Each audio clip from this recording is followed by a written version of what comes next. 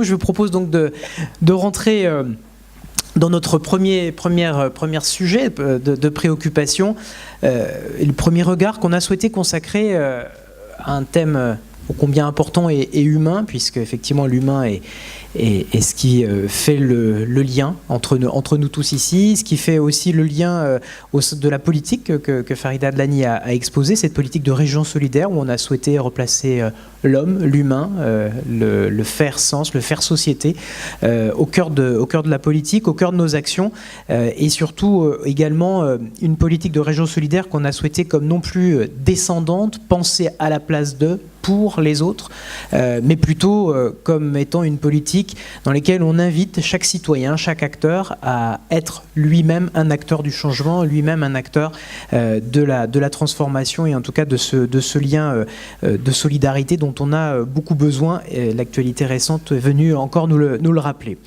Donc je vais tout de suite commencer donc cette table ronde sur réparer le lien, reconnaître l'autre, nous construire ensemble avec vous, Elina Dumont.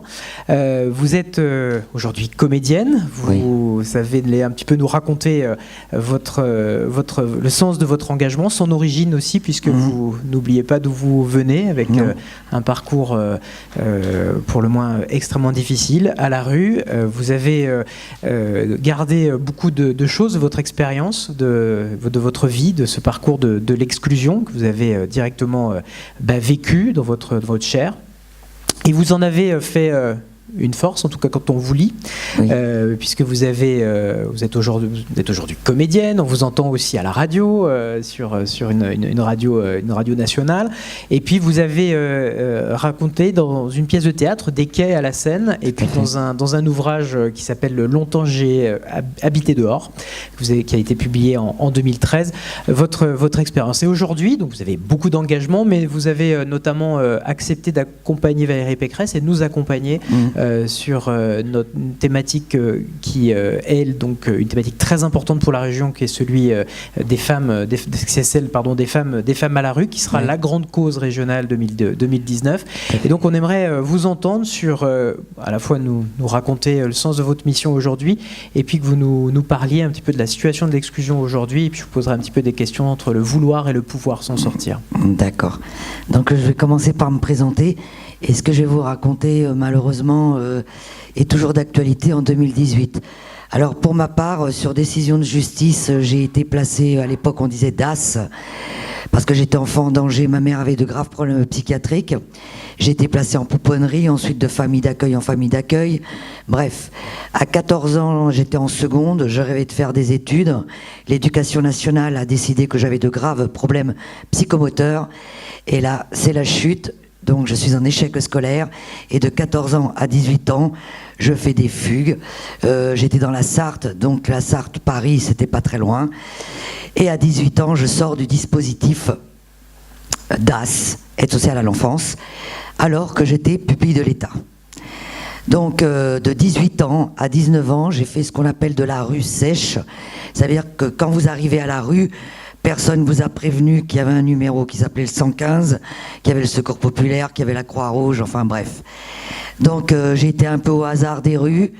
J'ai usé de toutes les ruses inimaginables pour éviter de dormir dehors. Enfin, jusqu'arrivent mes 19 ans, parce que quand on est sans-abri, ça se fait encore aujourd'hui, on utilise beaucoup les hôpitaux. Et moi, j'avais trouvé une technique. Chaque fois que je buvais trop et que je prenais 2-3 cachetons, je tombais dans les pommes. Et à chaque fois, les pompiers venaient me voir, et puis je me retrouvais à l'hôpital pendant 8 jours. Et le dernier hôpital que j'ai fait, c'est l'hôpital Sainte-Anne. Et à l'hôpital Sainte-Anne, ils ont été outrés de voir une gamine de 19 ans à la rue. Donc, ils ont rappelé la direction de l'aide sociale à l'enfance. Et là, j'ai été sous tutelle de juge jusqu'à 21 ans.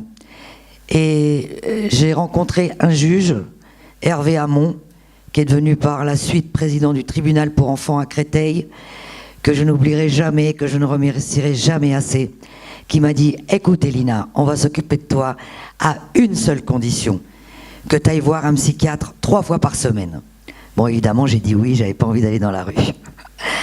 Et en fait, ce juge, je le remercie encore, parce que sans les psychiatres, je ne serais pas là aujourd'hui. Voilà. Parce que quand on est complètement déglingué par la vie, dès la petite enfance, commencer sa vie d'adulte quand on est sans abri, même quand on a 40 ans, ça peut commencer que par le soin.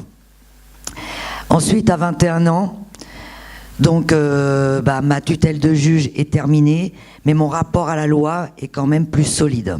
J'avais compris, par exemple, qu'on n'allait pas au restaurant sans payer, qu'on n'allait pas prendre un taxi sans payer, qu'un braquage avec des copains, ça se faisait pas. Enfin bref, je vous raconte pas le reste, mais bon. Mais c'était pas terminé, je suis quand même retombée à la rue parce qu'évidemment, le dispositif justice étant terminé, je me suis retrouvée à nouveau dans la rue. Et dans la rue, j'ai rencontré le crack, j'ai rencontré l'alcool, enfin, je vous passe les détails. Et puis, de fil en aiguille, j'ai rencontré des gens, parce que le système social, je ne peux pas dire que c'est grâce à lui que je m'en suis sortie, je dirais que c'est grâce aux riverains, grâce aux citoyens. Parce que le système social, malheureusement, comme je l'explique très bien à Elisabeth Chalet, qui est dans la salle, qui est ma collaboratrice, ça me fait toujours drôle parce que j'ai jamais eu de collaborateur dans ma vie. En fait, le système social, c'est un cercle. Du 115, vous passez au CHU, du CHU, vous passez au CHRS, du CHRS, vous passez en hôtel meublé, chez Emmaüs ou ailleurs. Après, vous passez à un autre dispositif. Puis à un moment donné, on ne peut plus vous garder, hop, vous retombez dans la rue et on recommence le dispositif. Donc un jour, je devais avoir à peu près 27 ans et j'en ai eu tellement ras-le-bol, je me suis dit, mais je m'en sortirai jamais. Donc, parce que, ah oui, j'ai oublié de dire que moi j'ai connu la rue, il n'y avait pas le RMI. Ensuite, j'ai connu le RMI et après, j'ai connu le RSA. Et c'est quand j'ai été au RSA, je m'en rappelle plus, mais peut-être 27 ans, j'en ai eu vraiment ras-le-bol, et j'ai dit, allez, je laisse tout tomber, je me débrouille avec mon RSA. Et là, grâce à beaucoup de gens que j'ai rencontrés dans ma vie, j'ai fait des ménages, j'ai fait des déménagements, j'ai des boulots inimaginables, et de fil en aiguille, c'est ça, parce qu'en fait, qu'est-ce qui nous manque dans la rue? C'est du réseau. Et à force de faire tous ces petits boulots, je me suis créé du réseau. Et un jour, il y a une femme qui m'a proposé une chambre de bonne. Alors certes, il y a des normes en France. Si cette dame et si moi j'avais dit non, j'ai pas le droit, il n'y avait pas de toilette, il n'y avait pas de douche, mais j'avais un toit. Et tous les soirs, je pouvais me reposer, être en sécurité, parce que dans la rue, on ne peut pas dire qu'on est en sécurité quand on est une femme. C'est pour ça que les femmes sont invisibles dans la rue. Et je suis restée 1 an et demi, 2 ans à m'occuper de ces enfants. Et malheureusement, je prenais du crack encore, elle s'en est vite aperçue. Donc elle m'a dit, écoute Elina, ça va vite se terminer. Donc je suis retournée me faire soigner chez les psychiatres. Et là, j'ai arrêté le crack. Et ensuite, pour des raisons X, cette femme... elle a fait sa vie. Donc là, je me suis retrouvée à nouveau... sans logement, mais quand même avec tout mon parcours et toute la psychothérapie, parce que là je crois que ça faisait déjà 20 ans que j'étais en psychothérapie, donc je suis allée à l'Armée du Salut. Après, cette femme qui s'appelle Marie Desplechin m'a dit, écoute Elina, t'es pas plus con qu'une autre, fais une formation. Donc j'ai dit, bon d'accord, je vais la faire. J'ai fait une formation dans le social, mais moi, mon but c'était de faire la révolution dans le social. Bon, j'ai été en CDI dans un centre qui accueillait des femmes âgées entre 18 et 25 ans qui venaient de la rue. Et moi, j'ai refusé d'être complice du système social qui enferme les gens dans le social. Et voilà, donc on m'a foutu à la porte. Parce que moi, je voulais faire des manifestations, on m'a dit que c'était interdit, enfin bref. Donc j'ai été virée, je me suis encore retrouvée sans rien. Ensuite, je me suis retrouvée dans un projet de réinsertion qui permettait de faire un projet avec une trentaine de sans-abri dont je faisais partie. Et là, on a joué une pièce de théâtre qui s'appelait Les bas-fonds de Maxime Gorky au Théâtre National de Chaillot en octobre 1998. Ce projet, le but de ce projet, c'était de se réinsérer, mais c'était aussi que les gens qui venaient nous voir au théâtre nous proposent des boulots nous fasse des propositions, sachant que la place était quand même entre 80 € et 120 €. Sachez que nous, les sans-abri, on n'a rien eu. Bon, bref. Mais le malheur dans notre histoire, c'est qu'on a été très médiatisé. Pour ma part, par exemple, dans Le Monde, il était écrit que j'avais fait toutes les boîtes échangistes avec des chefs d'entreprise. Ce qui était vrai, puisque quand j'étais à la rue, vous savez que même encore aujourd'hui, les boîtes de nuit sont ouvertes du lundi au jeudi, et c'est gratuit pour les filles. C'est pour ça que beaucoup de femmes vont dans les boîtes de nuit. Bon, ce qui est bien dans les boîtes de nuit, c'est qu'on rencontre des hommes cravatés, et qui sont très gentils, et qui nous offrent des verres, voire des petits boulots. C'est comme ça que d'ailleurs j'ai eu des ménages, enfin bref. Et donc, pourquoi je vous disais ça? Ah oui, et donc évidemment, vous imaginez bien que le chef d'entreprise qui était assis à côté de sa femme, il n'allait pas venir me voir en me proposant un boulot. Donc voilà, et la colère m'a pris en 99, et j'ai dit, moi je vais écrire mon spectacle, et je vais raconter l'humanité d'un sans-abri, de l'intérieur. J'ai mis 10 ans à écrire mon spectacle.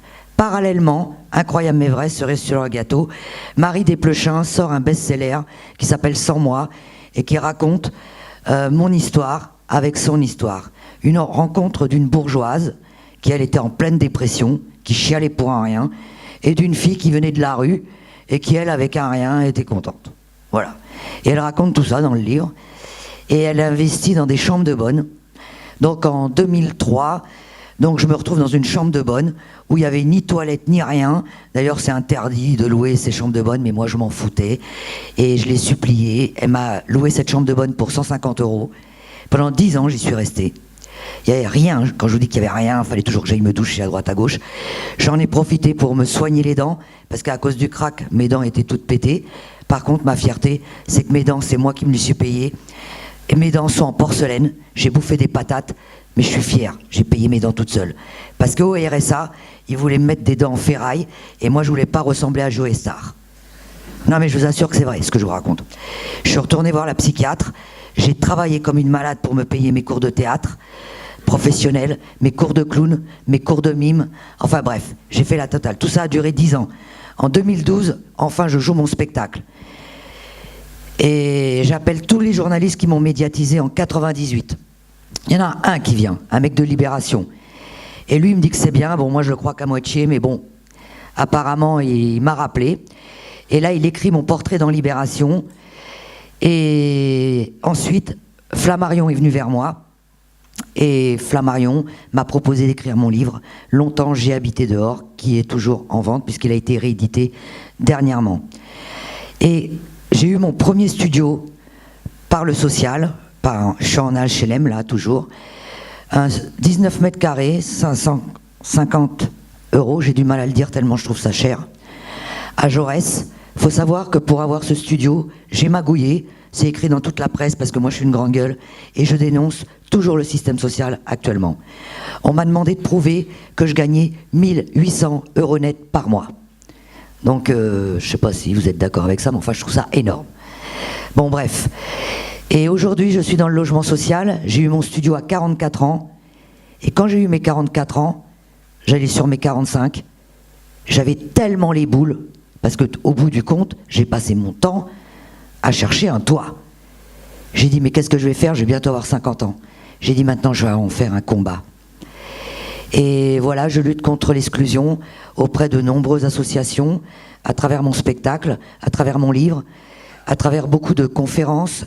J'interviens beaucoup sur le terrain, je fais beaucoup de terrain à Roubaix, à Marseille, dans les quartiers nord de Marseille, beaucoup dans le 93. Je travaille beaucoup pour Stein, Bobigny, enfin tout.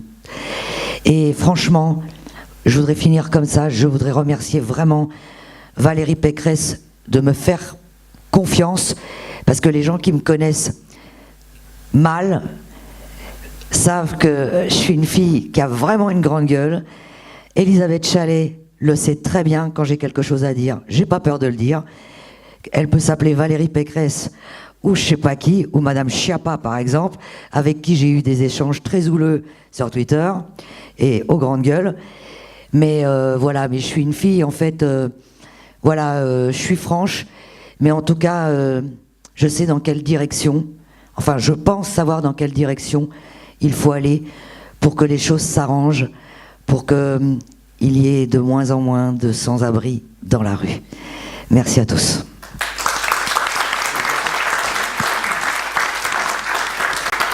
Merci beaucoup, Elina, pour ces mots.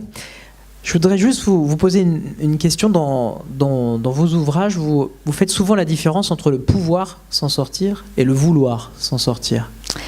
Oui, c'est vrai, parce que, en fait, depuis toujours, je voulais m'en sortir.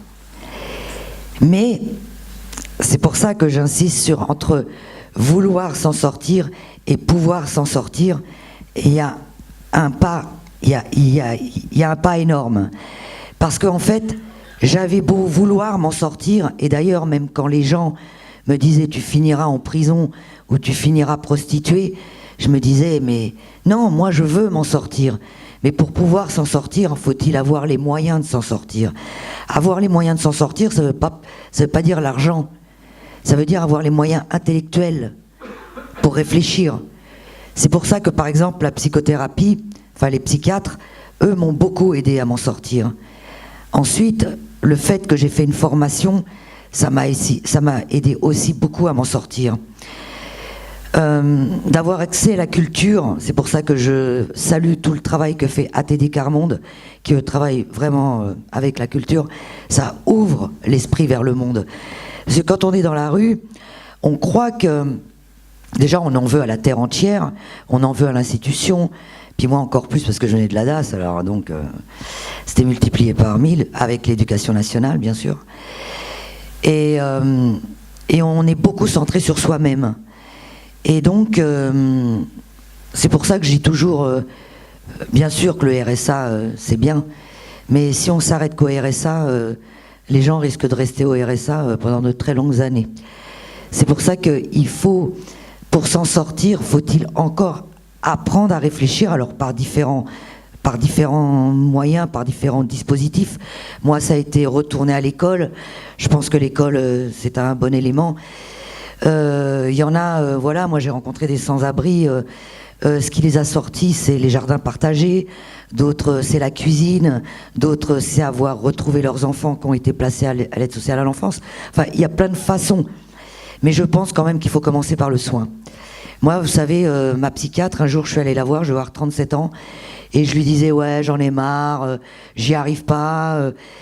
Et un jour, elle en a eu marre, elle m'a dit, écoute Elina, je commence à en avoir ras-le-bol de ce que tu fasses ta victime. Certes, tu as été victime, mais tu peux pas crier à l'injustice toute ta vie. Maintenant, tu vas arrêter de faire ta victime. Et maintenant, c'est toi qui es la metteur en scène de ta vie. Alors maintenant, soit tu as envie de t'en sortir vraiment, maintenant tu as les outils pour t'en sortir, maintenant tu remontes les manches et tu y vas. J'ai mis du temps à comprendre ça, mais le jour où je l'ai compris, c'est vrai que je me suis dit, ouais, après tout, elle a raison. Quand je rencontrais mes potes qui étaient dans un bar, qui me proposaient d'aller boire avec eux, et qu'on me proposait par exemple d'aller travailler, ce jour-là, j'ai dit, oui, c'est vrai, j'ai le choix. J'ai le choix d'aller boire un coup avec mes potes, et j'ai le choix d'aller travailler. Et j'ai fait le choix d'aller travailler. Et j'ai fait le choix aussi de pas oublier que j'avais été victime, mais j'ai compris aussi que c'était moi qui étais actrice de ma vie. Et quand on a compris ça, mais pour ça il faut des années, mais quand on a compris ça, en principe, on s'en sort. Voilà, on s'en sort. Voilà. Merci beaucoup.